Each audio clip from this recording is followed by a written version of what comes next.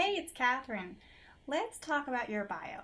And yes, you do need one, whether or not you've realized it yet, because a well crafted bio can be used in many situations.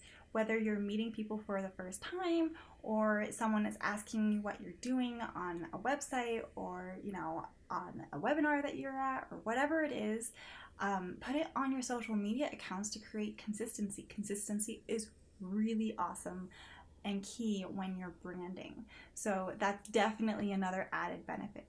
But really, what a bio answers is who you are, what you do, where they can find you, and who you work with.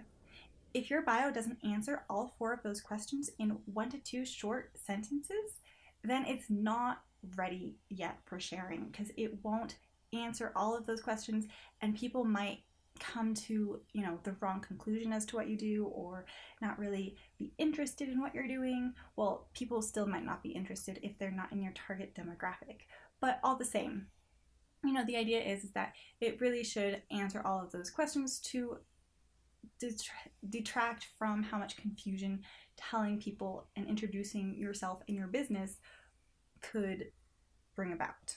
So I really recommend writing it down as if it feels really comfortable to say. Because once you've gotten it written down and put wherever it needs to be put on your social media accounts, you will need to start practicing it. And I don't mean just practice it till you have a general idea. I mean really practice it. Try and memorize it, because once you memorize it, it's a lot easier to pull from in a normal conversation. But be very careful that you don't just go back into rote memorization mode when someone asks you what you do. That sounds really awkward and robotic and is not sending a good message for your brand presence.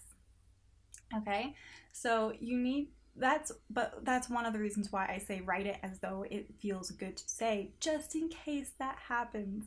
What happens when you don't have your bio down is people might ask you what you do and not really understand, which is exactly what happened to me earlier this year. I was going to the doctor and we were talking about what I do, and when I said I'm a brand designer because I freaked out and didn't have my bio down, she thought I meant I branded cattle, like the fire and stick branding thing where you burn their skin and scar them for life so that you can tell who they belong to. Yeah, I did not see that one coming. Mostly because when I think designer, I think graphic design, because that's my field. I can totally see hindsight 2020 where she's coming from with that, which made me realize I really need to work on my bio.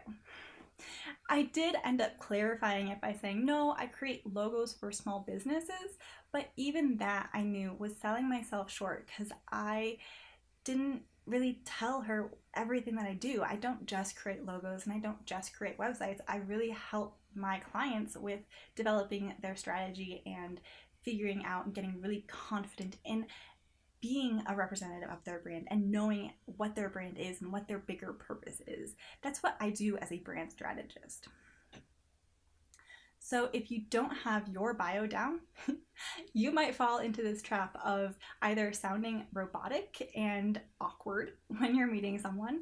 You might not have consistency across your social media accounts, which isn't really helpful for people who are trying to follow you. Like if they have a million things that they think you do, they're not really clear on what it is you actually do. And finally, by having all of the questions answered in your bio, you'll mostly avoid the types of confusion that I have myself experienced. I would love to hear from you and hear what your bio is, and maybe we can even work on it together. Come find me over at My Lavish Craft on Facebook.